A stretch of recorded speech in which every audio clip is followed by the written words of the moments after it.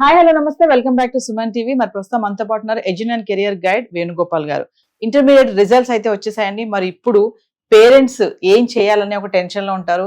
మరి ఏమేమి ఎగ్జామ్స్ రాయాలని పిల్లలు కూడా ఒక టెన్షన్ లో ఉంటారు. మరి ఎంసెట్ ప్రిపేర్ అవ్వాలి, ఎలా ప్రిపేర్ అవ్వాలి, సీట్ ఎలా వస్తుంది, మరి ఏంటి ఏ ఎగ్జామ్స్ ఏమేమి ఎంట్రన్స్ ఎగ్జామ్స్ రాయాలని పిల్లలు కూడా తర్జన భర్జన అవుతుంటారు. పేరెంట్స్ టెన్షన్ కూడా ఒకలానే ఉంటుంది, పిల్లలు కూడా ఉంటుంది. మరి ఇవన్నీ కూడా ఒకసారి డౌట్స్ అన్ని క్లియర్ చేయడానికి మనతో పాటు సార్ ఉన్నారు. సార్తో మాట్లాడండి. నమస్తే సార్. నమస్తే మేడం. సార్ మరి రిజల్ట్స్ వచ్చేసాయి. మరి ఇప్పుడు నెక్స్ట్ పిల్లలు ఆల్రెడీ ప్రిపేర్ అవుతూ ఉంటారు. మరి ఎంట్రన్స్ ఎగ్జామ్స్ కి కానీ అన్ని ఎంసెట్ కి కానీ, మరి పేరెంట్స్ కానీ వాళ్ళ టెన్షన్ రిలాక్సేషన్ కోసం మీరు చెప్పే టిప్స్ ఏముంటాయి? పిల్లలు ఎలా ప్రిపేర్ అవ్వాలంటారు? అయితే ఇంటర్మీడియట్ రిజల్ట్స్ అయితే దగ్గర 10 లక్షల పైనే ఫస్ట్ ఇయర్ పిల్లలు, సెకండ్ ఇయర్ కలిపి 10 లక్షల మంది, అంటే వాళ్ళ కుటుంబ సభ్యులతో కలుపుకున్నప్పుడు దగ్గర ఒక 40 లక్షల మందికి సంబంధించినటువంటి ఈ ఎగ్జామ్ రిజల్ట్స్ అయితే ఇప్పుడు రావడం జరిగింది. దీంట్లో డిఫరెంట్ కోర్సెస్ ఎంపీసీ అని, బైపీసీ అని, సిఈసీ అని, హెచ్ఈసీ అని, వొకేషనల్ అని రకరకాల పేరెంట్స్ రకరకాల పద్ధతులు వచ్చింది. ఫస్ట్ ఆఫ్ ఆల్ ఈ ప్రతి సంవత్సరం ఇంటర్మీడియట్ రిజల్ట్స్ వచ్చినప్పుడు అనేక రకాలైనటువంటి ప్యానిక్ న్యూస్లు మనం వింటూ ఉంటాం. ఫస్ట్ ఆఫ్ ఆల్ తల్లిదండ్రులకు నేను చెప్పేది ఏంటంటే, ఎవరు కూడా ఇది బెంచ్ మార్క్ కాదు, ఇది కాకపోతే ఇంకోటి కాకపోతే ఇంకోటి ఉంటుంది తప్ప పిల్లలకి మీరు దండన లేకపోతే దూషణ లేకపోతే వాడిని ప్రెషరైజ్ చేసే కార్యక్రమం పెట్టుకోకూడదు అనేది మొట్టమొదటి వినతి. ఎందుకంటే మనం ప్రతి సంవత్సరం ఇంటర్మీడియట్ రిజల్ట్స్ వచ్చినప్పుడు రకరకాల న్యూస్లు అనేవి మన చెవును పడుతూ ఉంటాయి. సో దీన్ని ఉద్దేశించి మొదటి ఇదనమాట. తర్వాత అన్ని రంగాలకి సమానమైనటువంటి అవకాశాలు ఉన్నాయి. ఇప్పుడు ఓన్లీ సిఎస్సి అనో, లేకపోతే ఓన్లీ ఎంబీబీఎస్ అనో, లేకపోతే ఓన్లీ చార్టెడ్ అకౌంట్ అనో, ఇట్లా 3 భాగాలు మేడం. ఎంపీసీ చదివినటువంటి వాళ్ళందరూ కూడా మంచి ఇంజనీరింగ్ కాలేజీలో సిఎస్సి సీట్ అనేటువంటిది ఒక ఆలోచనలో ఉంటారు. అదేవిధంగా బైపీసీ చదివినటువంటి పిల్లలందరూ కూడా వాళ్ళు ఎంబీబీఎస్ అనేటువంటి దాన్ని, వాళ్ళ బీడీఎస్ అనే దాన్ని నెక్స్ట్ ఆప్షన్ గా పెట్టుకుంటూ ఉంటారు. వేరే సిఈసి చదివినటువంటి పిల్లలందరూ కూడా సిఈసి కానీ ఎంఈసీ చదివినటువంటి పిల్లలు చార్టెడ్ అకౌంటెంట్ అని, లేకపోతే కంపెనీ సెక్రటరీస్ అని, సిఎంఏ అని, సిఎఫ్ఐ అని, ఇట్లా రకరకాల ఆప్షన్స్ వీళ్ళు పెట్టుకుంటూ ఉంటారు. సబ్జెక్ట్ ఏదైనప్పటికీ కూడా పిల్లల్ని ఏమని తల్లిదండ్రులు అంటూ ఉంటారు, రే నీకేం తెలియదు రా చెప్పించి చదివేసి. ఇది లేదు మేడం. పిల్లలు వాళ్ళ యొక్క ఊహల్లో వాళ్ళకు ఉన్నటువంటి సమాచారం మేరకు ఊహాజనితమైనటువంటి కొన్ని విషయాలు చెప్తూ ఉంటారు. పేరెంట్ దాన్ని నెగ్లెక్ట్ చేయదు. ఉదాహరణకి ఒక స్టూడెంట్ ఉన్నాడు అనుకోండి మేడం, ఫర్ ఎగ్జాంపుల్ వాళ్ళ మమ్మీతో ఎప్పుడు చెప్తుంటాడు, మమ్మీ నేను పెద్ద చెఫ్ని అయిపోతానని చెప్పేసి. చెఫ్ లేదు, ఏం లేదు, పోయి ఇంజనీరింగ్ చదువుకో. ఖచ్చితంగా చెఫ్ ఏంటి వంట, చెఫ్ ఏంటి మేము చేస్తుండేది చాలదా, మళ్ళీ నువ్వు వంట చేయాలంటారు. అంటే వాడు తెలియక చెప్పినా వాడి లోపల ఉన్నటువంటి భావననే పిల్లవాడు వ్యక్తపరుస్తాడు. ఎందుకంటే భరించేవాడు వాడే కాబట్టి, దాని యొక్క కష్ట నష్టాలను భరించేవాడు వాడే కాబట్టి పిల్లల మాట కూడా మనం పరిగణలోకి తీసుకోవాల్సినటువంటి అవసరం ఉంది. వాళ్ళకి నచ్చినటువంటి కోర్సుని జాయిన్ చేయడం అనేది ఒక పద్ధతి. రెండోది వచ్చేసి, మనము ఎంత పరిగెత్తే అవకాశం ఉందో అంత మేరకు మాత్రమే కోర్స్ సెలెక్షన్ చేసుకోవాలి. ఫర్ ఎగ్జాంపుల్ ఇప్పుడు ఇంటర్మీడియట్ రిజల్ట్స్ వచ్చేసినాయి కదా మేడం, ఒక 60% ఉంది, లేకపోతే ఒక 70% ఉంది. మీరు డబ్బులు ఉన్నాయి కదని చెప్పేసి 1,10 లక్షలు పెట్టేసి వాడిని ఎంబీబీఎస్ చేస్తే డెఫినెట్ గా వాడిని అయితే మంచి డాక్టర్ అయ్యే అవకాశం లేదు. అదే 60-70% వచ్చినటువంటి పిల్లల్ని బీఎస్సీ నర్సింగ్ చేర్చింది అనుకోండి మేడం, ఆబ్వియస్ గా వాడు సక్సెస్ రేట్ అనేది చాలా ఎక్కువ ఉంటుంది. అదేవిధంగా ఎంపీసీ పిల్లలు ఎక్కువ మంది విద్యార్థులు ఉన్నారు కాబట్టి వీళ్ళని కానీ తీసుకున్నట్లయితే వీళ్ళకి అనేక రకాలైనటువంటి అవకాశాలు, అనేక రకాలైనటువంటి కొత్త కోర్సులు అందుబాటులోకి వచ్చిన మేడం. ఇందులో పర్టికులర్ గా ఎలక్ట్రిక్ వెహికల్ టెక్నాలజీ కానీ, రోబోటిక్స్ అండ్ ఆటోమేషన్ కానీ, అటానమస్ వెహికల్స్ కానీ, డ్రోన్ ఇంజనీరింగ్ కానీ, అదేవిధంగా రెన్యూవబుల్ ఎనర్జీస్ కానీ, లేకపోతే బీబీఏ ఇన్ డిజిటల్ మార్కెటింగ్ కానీ, బీబీఏ మేనేజ్మెంట్ కోర్సులు. ఇక్కడ ఇంకొక మిస్కన్సెప్షన్ ఏంటంటే మేడం, ఈ ఇంటర్మీడియట్ తల్లిదండ్రులందరూ ఏమనుకుంటారంటే ఏ కోర్స్ చదివిన వాళ్ళు ఆ కోర్సులోనే చేరాలేమో అనుకుంటారు. ఎంపీసీ చదివింది మేడం, ఈ అబ్బాయికి రిజల్ట్స్ వచ్చేసినాయి, మ్యాథమెటిక్స్ లో కొంచెం డల్ పెర్ఫార్మెన్స్ ఉంది అనుకోండి, ఆబ్వియస్ గా ఆ అబ్బాయికి బీబీఏ తీసుకునే ఆప్షన్ ఉంది. ఈ విషయం 99% మంది ప్రజలకు తెలియదు. సో ఇంకొక ఎగ్జాంపుల్ కేసులో స్టూడెంట్ కి 99% వచ్చింది మేడం, వానికి జేఈలో ఒక 10% 20% వచ్చింది, సరైనటువంటి పెర్ఫార్మెన్స్ లేదు. మీరు ఈ యొక్క ప్లస్ ఇదే పేరెంట్ కి పెద్దగా ఆర్థిక స్తోమత కూడా లేదు. ఈ పర్టికులర్ కేసులో ఏం చేయొచ్చు అంటే మేడం, మనకి టాప్ 10 డిగ్రీ కాలేజెస్ లో మీ యొక్క ఇంటర్మీడియట్ పర్సంటేజ్ని బట్టి దోస్త్ అనేటువంటి ఒక కౌన్సిలింగ్ పెడతారు మేడం. ఈ దోస్త్కి జాగ్రత్తగా అప్లై చేసుకున్నట్లయితే మనకి నిజాం కాలేజ్ కానీ, లేకపోతే ఇటువంటి సిటీ కాలేజ్ కానీ, లేకపోతే కోటి కాలేజ్ ఫర్ ఉమెన్స్ కానీ, లేకపోతే సెంటాన్స్ ఉమెన్స్ ఇంజనీరింగ్ కాలేజ్ కానీ, అదేవిధంగా లయోలా అకాడమీ కానీ, ఇటువంటి మంచి డిగ్రీ కాలేజెస్ తెలంగాణ రాష్ట్రంలో కూడా అందుబాటులో ఉన్నాయి. కాబట్టి ఇప్పుడు వాళ్ళు అటువంటి డిగ్రీ కాలేజెస్ తీసుకొని చదువుకోవడం అనేది ఉత్తమ మార్గం తప్ప ఒక లాస్ట్ కేటగిరీలో ఉన్నటువంటి ఇంజనీరింగ్ కాలేజ్కి వెళ్ళడం అనేది ఒక మంచి ఆలోచనటువంటిది కాదనమాట. ఇప్పుడు ఎంసెట్ దాకా వెయిట్ చేస్తే మరి మేనేజ్మెంట్ సీట్స్ దొరుకుతాయి అంటారా? ఇక్కడ 2 రకాలైనటువంటిది చెప్తాను మేడం. ఎప్పుడు నేను ఒక ఎగ్జాంపుల్ ఏం చెప్తానంటే, వీళ్ళు ఈ యొక్క ఫీజు రీఎంబర్స్మెంట్ కోసం పేద విద్యార్థుల కోసం ఆ కౌన్సిలింగ్ సీట్లు అనుకోండి, లేకపోతే ఈ యొక్క ఫీజు రీఎంబర్స్మెంట్ పథకం అనేది ఉద్దేశించబడింది. దీనికోసం వెయిట్ చేయటం కన్నా సపోజ్ మీరు టాప్ 10 కాలేజీలో పొందాలనుకున్నారు. నేను ఒక వీడియో మనంగా చూసినట్లయితే జేఈలో 50% లోపల వచ్చి ఎంసెట్లో టాప్ 20 కాలేజీలో సీటుకు వచ్చే అవకాశం లేదు మేడం. సో మీకు జేఈలో ఒకవేళ 80% ఉంది, 90% ఉంది, నేను ఎంసెట్ రాసుకున్న దాకా వాళ్ళు వెయిట్ చేయొచ్చు.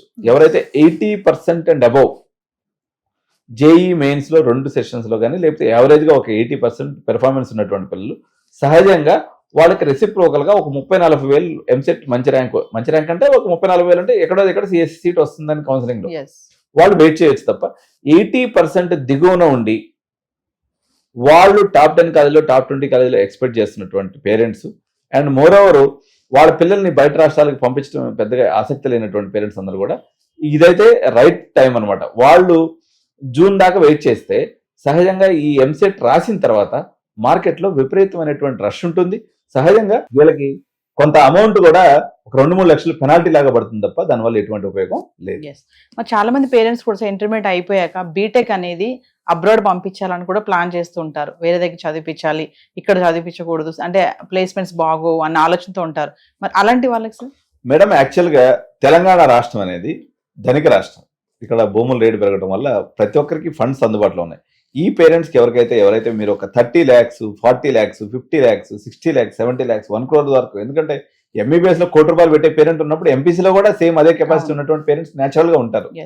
కాబట్టి మీకు తెలంగాణ రాష్ట్రంలో పోయేసి ఏదో డీమ్డ్ యూనివర్సిటీలో కొత్త యూనివర్సిటీలో చేరటం కన్నా మీరు రెప్యూటెడ్ ఏదైనా ఇన్స్టిట్యూషన్ ఎంచుకునేటప్పుడు మేడం వాళ్ళ లెగసీ లేదా వాళ్ళ పూర్వ చరిత్ర అనేది ఇంపార్టెంట్. చరిత్ర లేనటువంటి ఇన్స్టిట్యూషన్ పోతే మనం కూడా చరిత్రలో మిగిలిపోతాం తప్ప ముందుకు పోయేటువంటి అవకాశం లేదు. కాబట్టి డబ్బు ఎలాగో పెడుతున్నారు, సో మీరు పక్క రాష్ట్రమైనటువంటి బెంగళూరు తీసుకోండి, లేదా చెన్నై తీసుకోండి, లేదా ఢిల్లీ తీసుకోండి, లేదా బిట్స్ పిలాని దుబాయ్ తీసుకోండి, లేదా మీరు యుఎస్ఏ అనుకోండి, లేకపోతే లండన్ అనుకోండి, ఫ్రాన్స్ అనుకోండి, ఇటలీ అనుకోండి. ఇటలీలో కూడా ఫ్రీ ఎడ్యుకేషన్ మేడం. జనరల్ గా మనం ఒక 5-6 lakhs కానీ పెట్టుకున్నట్లయితే ఇటలీకి వెళ్ళేసి మొత్తం బీటెక్ అనే కోర్స్ మొత్తాన్ని కూడా ఒక 10-15 లక్షల్లో కంప్లీట్ చేసుకుని వచ్చేయచ్చు. ఎవరైతే సెల్ఫ్ మోటివేటెడ్ పిల్లలు ఉంటారో, ధైర్యవంతులైనటువంటి పిల్లలు ఉంటారు, పేరెంట్స్ స్వేచ్ఛా భావనలతో వాళ్ళని పెంచి ఉంటారు, ఇటువంటి పిల్లలందరూ కూడా ప్రపంచాన్ని ఎక్స్ప్లోర్ చేయడానికి ఇది సరైనటువంటి సమయం అని చెప్పొచ్చు. సార్ మరొక విషయం అంటే కొంతమంది పిల్లలు బాగా చదువుతారు, వాళ్ళకి ఆర్థిక స్తోమత ఉండదు. మరి అలాంటి వాళ్ళు నెక్స్ట్ ఏం స్టెప్ తీసుకోవాలంటారు? ఇక్కడ అదృష్టవశాత్తు ఆర్థిక స్తోమత అనేటువంటి విషయంలో భయపడాల్సినటువంటి అవసరం లేదు మేడం. ఎవరైతే జేఈలో 99% లేకపోతే 98% వచ్చినటువంటి విద్యార్థులు ఉన్నారో వీళ్ళు డబ్బుల గురించి భయపడాల్సిన అవసరం లేదు. వాళ్ళకి లోన్స్ ఇచ్చేటువంటి సంస్థలు అనేకం ఉన్నాయి. చదువుకి మనీ అనేది అవరోధం అయితే ఈరోజు కాదు. కాకపోతే పిల్లవాడికి కష్టపడేటువంటి మనస్తత్వం కానీ ఉన్నట్లయితే అనేక రకాలైనటువంటి సంస్థలు, వ్యక్తులు, వ్యవస్థ, సమాజం వాళ్ళకి ప్లస్ బ్యాంక్స్ ఇవన్నీ కూడా వాళ్ళకి సహాయం చేయడానికి ముందుంటే డెఫినెట్ గా అలాంటి సిచ్యువేషన్స్ ఉన్నటువంటి వాళ్ళు మనకి కామెంట్ రూపంలో తెలియజేస్తే వాళ్ళకి అవసరమైనటువంటి ఏం ఏర్పాట్లు ఉంటాయనేది కూడా మనం చెప్పడానికి అవుతుంది. కమింగ్ టు మార్క్స్, పిల్లలు కొంతమంది ఏంటంటే సరిగ్గా చదవరు, ఏదో ఆడుతూ పాడుతూ చదువుతూ కొంచెం తక్కువ అత్యవసర మార్కులు అంటారు కదా, అలాంటివి వచ్చిన వాళ్ళు ఉంటారు. వాళ్ళు అప్పుడు అంటే డల్ అయిపోకుండా అమ్మో మాకు ఈ మార్క్స్ వచ్చా, నేను నెక్స్ట్ ఏం చేయలేనేమో, ఏ ఎగ్జామ్ రాయలేను, నాకు సీట్ రాదు అనుకునే వాళ్ళకి ఏమన్నా ఛాన్సెస్ ఉన్నాయా సార్ వేరే? అంటే ఇప్పుడు పిండి కొద్ది రొట్టె అన్నట్టు ఏ డిపార్ట్మెంట్కి ఆ డిపార్ట్మెంట్. సపోజ్ ఇంటర్లో మ్యాథమెటిక్స్ లో, ఫిజిక్స్, కెమిస్ట్రీలో మంచి మార్కులు వచ్చినాయి, లేకపోతే వాళ్ళకి సంబంధించినటువంటి కోర్ సబ్జెక్ట్లో మంచి మార్కులు వచ్చినాయి. అటువంటిప్పుడు వాళ్ళు కోరుకున్నటువంటి బ్రాంచ్కి తీసుకునే దానికి ఇబ్బంది లేదు మేడం. ఎవరైతే ఫెయిల్ అవుతూ సప్లిమెంటరీ పడుతూ లేకపోతే ఇబ్బందులు పడితే పేరెంట్ ఉంటారో వాళ్ళు సింపుల్ గా ది బెస్ట్ కోర్సులు అయినటువంటి ఎంపీసీ పిల్లలు అయితే, బైపీసీ పిల్లలు అయితే బీఎస్సీ నర్సింగ్ కానీ లేకపోతే బీఫార్మసీ కానీ, లేదా చిన్న చిన్న కోర్సులు ఇప్పుడు బీపీటీ అని చెప్పేసి, ఎంఎల్టీ అని చెప్పేసి, లేకపోతే ఎన్ఎస్టీసీ అని చెప్పేసి బొచ్చిబోళ్ళు కోర్సులు వచ్చినాయి బైపీసీ పిల్లలకి. వేరే ఎంపీసీ పిల్లలకి వచ్చేటప్పటికి వాళ్ళు హోటల్ మేనేజ్మెంట్ తీసుకోవచ్చు, లేకపోతే బీబీఏ తీసుకోవచ్చు, లేకపోతే బిఏ తీసుకోవచ్చు. ఒకప్పుడు మామూలుగా మేము చదువుకునే రోజులే మేడం బిఏ అంటే బతకడం చేతకైనటువంటి వాళ్ళు, లేదా బిఏలకు లేనటువంటి వాళ్ళు బిఏ చదువు. కానీ ఈ రోజు పొట్టి శ్రీరాములు విశ్వవిద్యాలయం ఉంది, అందులో తెలుగు చదువుకుంటే కూడా బ్రహ్మాండమైన శాలరీస్ ఉన్నాయి మేడం. హైదరాబాద్ సెంట్రల్ యూనివర్సిటీలో అనేక రకాలైనటువంటి జర్నలిజం కోర్సులు కానీ ఇటువంటి కోర్సులు అన్నీ ఉన్నాయి. వీటన్నిటికి కూడా ఈక్వల్లీ బీటెక్ తో సమానంగా ఉపాధి అవకాశాలు ఉన్నాయి. కాబట్టి పేరెంట్స్ సరైనటువంటి కెరియర్ కౌన్సిలర్ని అప్రోచ్ అయ్యి వాళ్ళ పిల్లల యొక్క స్థాయికి తగ్గట్టు, లేకపోతే వాళ్ళకి వచ్చినటువంటి పర్సంటేజ్ తగ్గట్టు సరైనటువంటి customised academic plan, customised road map for their career అనేది రూపొందించుకోవటం అత్యంత ఆవశ్యకత కూడుకున్నటువంటి విషయం. సో మరి కొంతమంది పిల్లలు ఇప్పుడు అందరూ ఇంజనీరింగ్, ఎంబీబీఎస్, డాక్టర్లే కాదు, అంత చదవలేరు, ఆ కెపాసిటీ ఉండదు కొంతమంది పిల్లలకి. మరి అలాంటి వాళ్ళకి సార్ ఈ రెండే కాకుండా ఇంకా వేరే ఉన్నాయా ఆఫ్టర్ ఇంటర్మీడియట్ చేయాలి అంటే? ఇంటర్మీడియట్ తర్వాత అనర్గళంగా మనం చెప్పగలిగేటువంటి దాదాపు 200 అవకాశాలు ఉంటాయి మేడం. మనకి సమాజంలో కనిపించేటువంటి ప్రతి నీడు, ప్లంబర్ దగ్గర నుంచి, ఫిట్టర్ దగ్గర నుంచి, ఎలక్ట్రీషియన్ దగ్గర నుంచి, డ్రోన్ పైలట్ దగ్గర నుంచి, లేకపోతే ఏవియేషన్ తో కూడుకున్నటువంటి పైలట్, డబ్బు ఉన్నటువంటి వాళ్ళు అందరూ పైలట్ అవుతారు. బాగా తక్కువ డబ్బులు ఉన్నటువంటి వాళ్ళు డ్రోన్ పైలట్ అవుతారు, లేకపోతే మెకానిక్ అవ్వచ్చు, లేకపోతే వీడియో ఎడిటర్ అవ్వచ్చు, లేకపోతే యూట్యూబర్ అవ్వచ్చు. ప్రతిదీ కూడా బతకడానికి ఏది కాదు అనర్హం అన్నట్టుగా ప్రతి దాంట్లో సంపాదన ఉంది. ఓన్లీ కావాల్సింది పిల్లవాడి యొక్క passion and dedication and commitment గా ఉన్నట్లయితే ప్రతి ఫీల్డ్ లో కూడా సమానమైనటువంటి అవకాశాలు ఉంటాయి. ఇంతెందుకు మేడం, మనందరం కూడా చాలా గొప్పగా ఎక్కువ డబ్బులు సంపాదించినటువంటి వాళ్ళు ఎవరు మనం చూసినటువంటి రంగంలో హైదరాబాద్ లో గమనించినప్పుడు ఎవరైతే రియల్ ఎస్టేట్ రన్ చేశారో, ఇప్పుడు ఉదాహరణకు అపర్ణ కన్స్ట్రక్షన్ మేడం. సో ఆయన సాధారణంగా మా ప్రాంతానికి సంబంధించినటువంటి వ్యక్తి. నార్మల్గా ఇక్కడ ఐరన్ బిజినెస్ చేసుకున్నాడు, కమ్మలు గిమ్మలు తీసుకొచ్చి మా దగ్గర నుంచి ఇసుక తీసుకొచ్చి బిజినెస్ చేసుకున్నాడు. ఈరోజు అపర్ణ కన్స్ట్రక్షన్ అనేది భారతదేశంలోనే టాప్ 10 కన్స్ట్రక్షన్స్ లో ఒకటిగా ఎదిగింది. సో మహోం రామేశ్వరరావు గారు, ఈయన ఒక హోమియోపతి డాక్టర్ నుంచి రియల్ ఎస్టేట్కి ఎదిగారు. అంటే దీంట్లో టాలెంట్ తో సంబంధం లేకుండా కోటాను కోట్లు సంపాదించినటువంటి వాళ్ళు కూడా రియల్ ఎస్టేట్ రంగం కూడా ఉంది. కాబట్టి అటువంటి రంగాన్ని కూడా నిజంగా ఫస్ట్ నుంచి కానీ ఉపాధిగా తీసుకున్నట్లయితే వాళ్ళు ఒక వయసు వచ్చేసరికి అందరూ కూడా సంపాదించుకునే దానికి అవకాశం ఉంటుంది. అంటే చదువుతో సంబంధం లేకుండా కూడా, చదువులో వెనకబడిపోయినప్పటికి కూడా వీళ్ళు ఏదో ఒక రంగంలో నిష్ణాతులుగా రాణించేటువంటి అవకాశం ఉంటుంది. అది తప్పనిసరిగా ఆ కెరీర్ కౌన్సిలర్కి లేకపోతే కెరీర్ గైడ్కు అర్థమయ్యేటువంటి అవకాశం ఉంటుంది. ఇన్ కేసు మీరు సొంతంగా అర్థం చేసుకున్నట్టు, అదర్వైజ్ సరైనటువంటి సలహాదారుని లేకపోతే మెంటర్ని కానీ వాళ్ళు పెట్టుకున్నట్లయితే డెఫినెట్ గా ఆ రకంగా వాళ్ళు ముందుకు పోయేదానికి అవకాశం ఉంటుంది. సో కమింగ్ టు మా పేరెంట్స్ కి ఒక విషయం, అంటే ఈ రోజు రిజల్ట్స్ వచ్చేసాయి కాబట్టి పిల్లలందరికీ బాగా రావాలి మార్క్స్ అనే ఏమి ఉండదు, కొంతమంది తక్కువ మార్కులు వస్తాయి. సో అలా వచ్చిన వాళ్ళకి పిల్లల మీద ప్రెషర్ పెట్టకుండా పేరెంట్స్ మీరు ఏమని చెప్తారా? అంటే వాళ్ళు వేరే కోర్సెస్ కూడా వెళ్ళే ఛాన్సెస్ ఉన్నాయి. కొంతమంది తెలియదు పేరెంట్స్ కి, నీకు మార్కులు తక్కువ వచ్చాయా, ఇంకా అయిపోయింది, నువ్వు ఇంకా వేస్ట్, ఇంకా నువ్వేం చేయలేవు అని అంటారు.